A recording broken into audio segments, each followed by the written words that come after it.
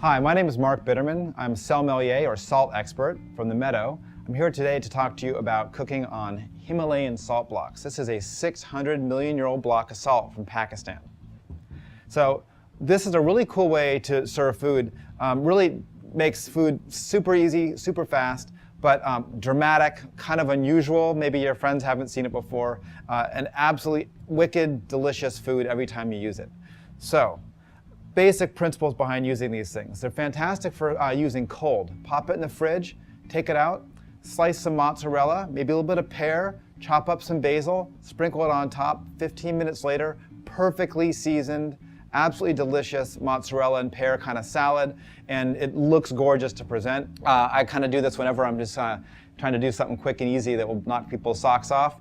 Another thing you can do with these things is maybe take some sushi grade fish, maybe a little bit of tuna, salmon, and just kind of cut it up thin, make little sushi strips, pop it on the salt block. 20 minutes later, delicately salt cured fish that has this beautiful little firm texture to it, fantastic seasoning, really delicious. You can serve it with a little bit of wasabi or pickled ginger, and it comes out great. Nice presentation. Again, super, super easy peasy. So you can also cook with these things. What you can do is heat this baby up to about 500 degrees Fahrenheit and then saute any food you want on there.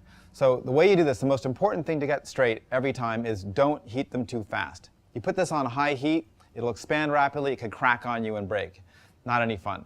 So what you want to do to make sure you do it properly, put it on low heat.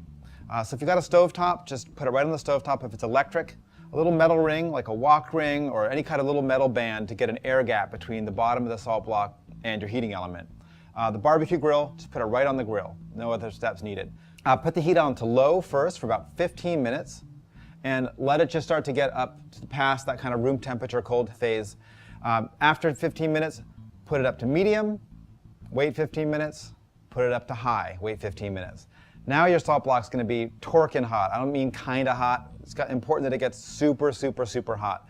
You can tell the proper temperature two ways. You can buy an infrared thermometer. It's a cool little laser thing that you shoot it with, and it'll tell you exactly how hot it is.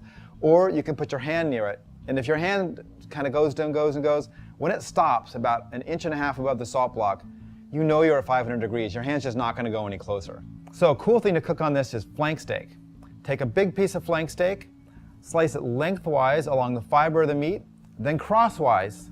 Now you've got these little strips that are cut crosswise, so they're really all the fibers of the flank steak are cut.